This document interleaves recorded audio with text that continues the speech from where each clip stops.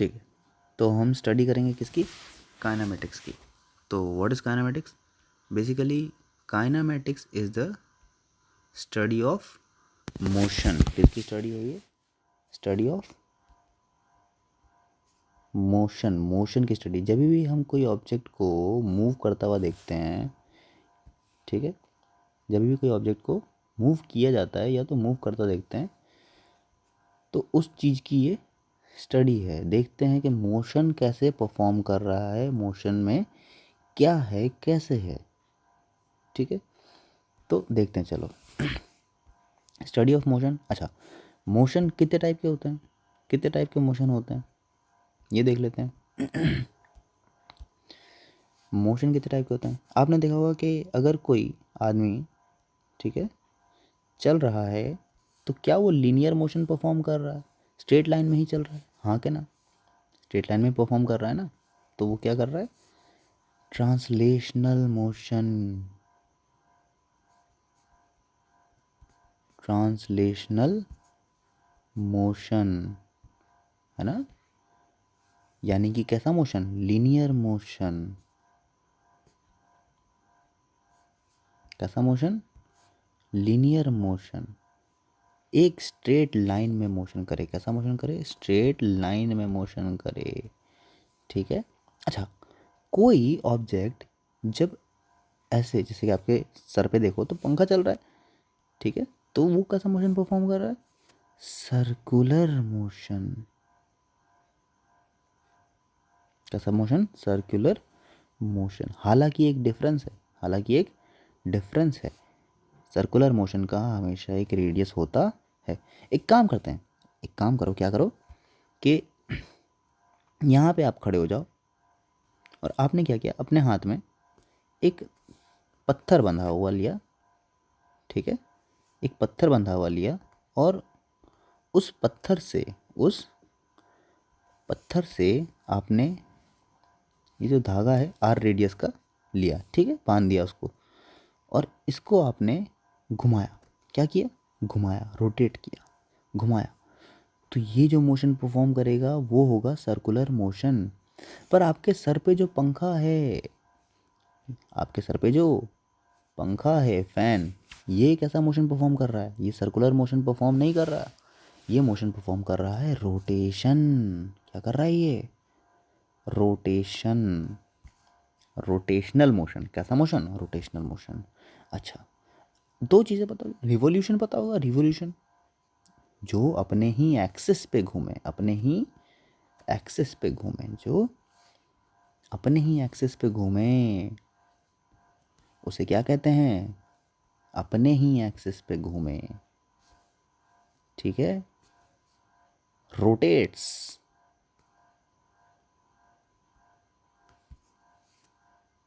On its own axis, खुद के ही axis पे घूमे, उसे क्या कहते हैं? Rotational motion. कैसा मोशन? Rotational motion.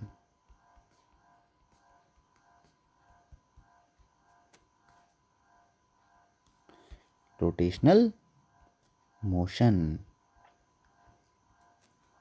ठीक है, कैसा मोशन? Rotational motion. अच्छा, इतनी बातें क्लियर है। जो किसी के आजू बाजू घूमे, जैसे कि आप घूमते हो, मान लो यहाँ कोई खड़ा है या खड़ी है और इसके आजू बाजू कोई दूसरा व्यक्ति घूम रहा है, या तो इसको ऐसा लग रहा है कि इसके आजू बाजू कोई व्यक्ति घूम रहा है, इसे कहते हैं रेवोल्यूशन। क्या कहते हैं इसे? रेवोल्यूशन। क्या इतनी बातें क्लियर है? हमने क्या क्या पढ़ा? Circular motion, rotation motion, translational motion, ठीक है। अच्छा, और देखते हैं, और देखते हैं, एक और देखते हैं, और क्या है? और क्या है देखते हैं, है ना?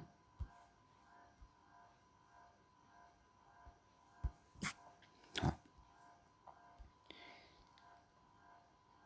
एक और चीज़ देखते हैं, बहुत ही काम की चीज़ कह सकते हैं, या तो जैसे कि मैंने क्या किया, इस दीवार में एक रस्सी बांध के एक बॉल बांध दी। क्या बांध दी? बॉल। ये क्या है? थ्रेड, या तो कोई रस्सी है, रोप है कोई, ठीक है, बांध दी। क्या इतनी बातें क्लियर है? क्या इसे हटा दूँ मैं? थोड़ा सा बेकार दिखेगा इसीलिए। क्या ये समझ में आया? अब मैंने क्या किया, अब देखो मैंने क्या किया। देखो देखो देखो देखो देखो देखो, मैंने इसको यहाँ से फोर्स लगाया। क्या लगाया? फोर्स लगाया। ये थोड़ा गंदा दिख रहा है, पेन ही लेते हैं। मैंने यहाँ से इसको क्या किया? फोर्स लगाया। क्या लगाया? फोर्स लगाया। चलो, यहाँ से मैंने इसको क्या लगाया? फोर्स लगाया। तो क्या ये मूव करके कुछ यहाँ पे आ चुका होगा, है ना? और क्या यहाँ पे ये रुक जाएगा? नहीं, क्योंकि ग्रेविटी लग रही है। क्योंकि क्या लग रही है? ग्रेविटी। तो क्या होगा? क्या ये वापस आएगा? क्या ये वापस अपनी जगह आना चाहेगा? पर क्या इस फोर्स की वजह से जो हमने पहले लगाया था यहाँ पे रुक नहीं पाएगा? यहाँ पे रुक नहीं पाएगा और वापस इसको क्रॉस कर जाएगा। क्या ये होगा? जी बिल्कुल, जी हाँ, ये होगा। तो इस सुंदर चीज को कहते हैं ऑसिलेशन। क्या कहते हैं? ऑसिलेशन। ऑसिलेशन जो कैसा मोशन करे? टू एंड फ्रो, या तो up and down, up and down motion करे। हाँ कि ना? बोट बंद हो गया। बोट बंद हो गया लगता है। कैसा मोशन करे? Up and down. क्या इसके लिए ये पॉइंट रहेगा? अगर मान लो मैंने इस ऑब्जेक्ट को ऊपर फेंक दिया तो क्या ये नीचे आएगा? आएगा कि नहीं आएगा? बिल्कुल। अच्छा, टू एंड फ्रो मोशन और अप एंड डाउन मोशन समझते हैं। चलो, इस चीज़ में एक खास बात होती है। वापस ये ड्राइंग बना दो, वापस से मुझे इस ड्राइंग को बनाने दो। ये हमारी दीवार हो गई, ये हमारा रोप हो गया, और ये हमारा पत्थर हो गया जो कि इससे जुड़ा है। क्या ये ऐसा मोशन परफॉर्म करेगा? जी बिल्कुल करेगा। फोर्स अप्लाई करने के बाद क्या यहाँ आएगा? बिल्कुल आएगा। क्या फोर्स अप्लाई करने के बाद ये वापस बिना फोर्स अप्लाई किए ही इस पॉइंट पे वापस आएगा? हाँ जी बिल्कुल आएगा। थोड़ा सा गड़बड़ हो रहा है, हाँ, ठीक है ना? अच्छा, इसका मास चेंज नहीं होगा, मास सेम रहेगा, ठीक है, मास सेम रहेगा, तो इसको कंफ्यूज होने की ज़रूरत नहीं। हाँ, जिस पॉइंट पे नेचुरली था उसको कहते हैं मीन पोजीशन। उसको क्या कहते हैं? Mean position. ये वो पॉइंट है जिसको कहते हैं क्या? Mean position. जिस पॉइंट तक वो जा सकता था उसे कहते हैं एक्सट्रीम पोजीशन। उसे क्या कहते हैं? एक्सट्रीम पोजीशन, ठीक है। सेम ये भी एक्सट्रीम पोजीशन ही है, ठीक है। मीन पोजीशन से एक्सट्रीम पोजीशन के डिस्टेंस को कहते हैं, इस डिस्टेंस को कहते हैं एम्पलीट्यूड। एम्पलीट्यूड। क्या इतनी बातें क्लियर है? क्या इतनी बातें क्लियर है? काइनेमेटिक्स है, translation motion, circular motion, rotation, revolution, oscillation. और ऑसिलेशन में भी क्या चीज़ें हैं? मीन पोजीशन, एक्सट्रीम पोजीशन और एम्पलीट्यूड। अच्छा, चलो चलो जी, बहुत बढ़िया। अब देखते हैं कुछ चीज़ें, कुछ मैथमेटिकल चीज़ें। इसको मैथमेटिकली नहीं कह सकते वैसे तो, पर फिलहाल देख लेते। चलो आ जाओ। दो चीज़ें होती है जब भी कोई क्वांटिटी एग्जिस्ट करती है तो होती है क्या? या तो स्केलर या तो वेक्टर। स्केलर और वेक्टर में कुछ खास बातें हैं। सिर्फ मैग्नीट्यूड से ही आपको पता चल जाए, सिर्फ किससे पता चल जाए, मैग्नीट्यूड से ही आपको पता चल जाए, सिर्फ मैग्नीट्यूड से ही आपको पता चल जाए तो वो होता है स्केलर। पर जिसमें आपको मैग्नीट्यूड प्लस डायरेक्शन की भी ज़रूरत पड़े तो वो होता है वेक्टर। जैसे कि आपके पर्स में मान लो 5,000 रुपये हैं और मेरे पर्स में मान लो 500 रुपये हैं। किसके पर्स में ज़्यादा है? ऑब्वियसली आपके पर्स में ज़्यादा है, मेरे पर्स में कम रुपए हैं। परंतु मैंने फोर्स अप्लाई किया 50 न्यूटन का। कितने न्यूटन का? 50 न्यूटन का। क्या आपको और भी बातें जाननी ज़रूरी है? मैंने एक फोर्स अप्लाई किया मान लो 50 न्यूटन का, मैंने दूसरा फोर्स अप्लाई किया मान लो 50 न्यूटन का।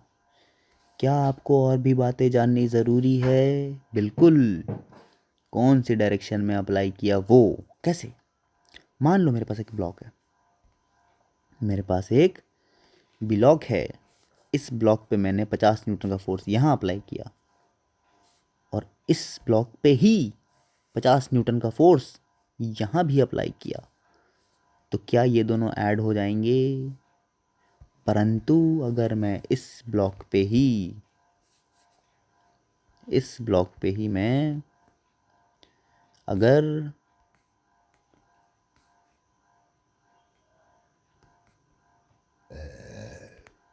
इस ब्लॉक पे ही मैं अगर एक 50 न्यूटन का फोर्स यहाँ अप्लाई करूँ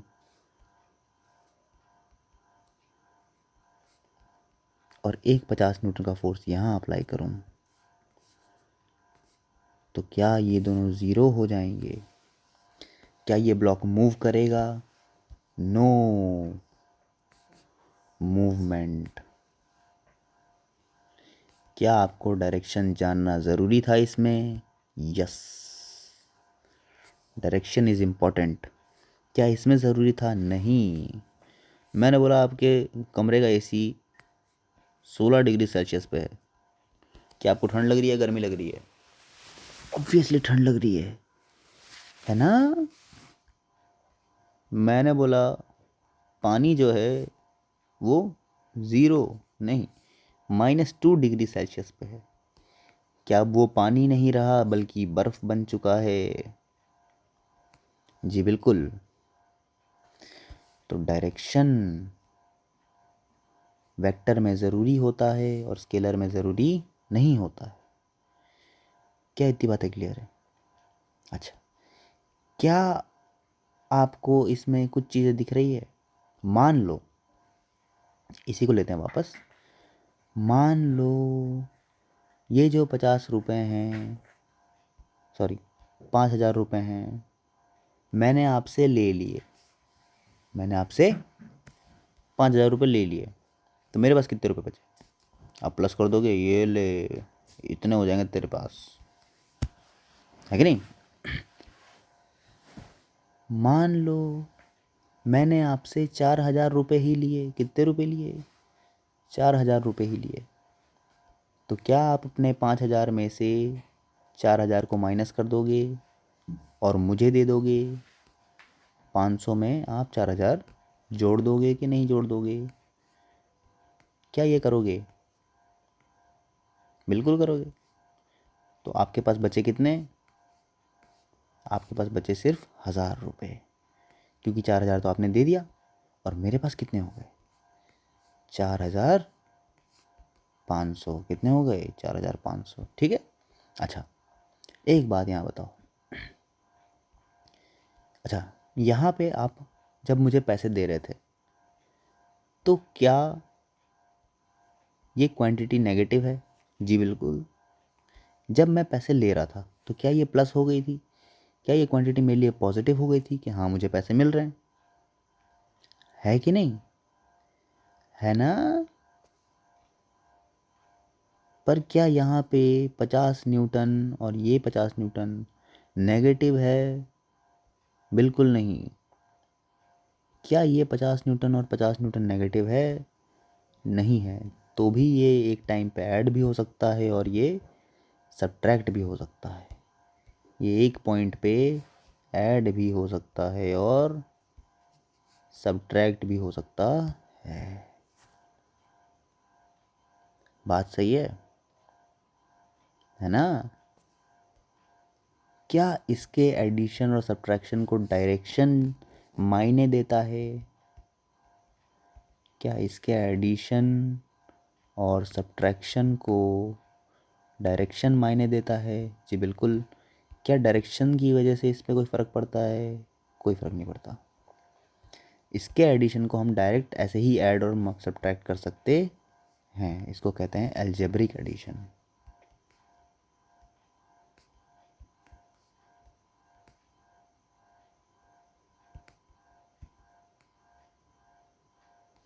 अलजेब्रिक एडिशन लॉ। और इसको कहते हैं वेक्टर एडिशन लॉ।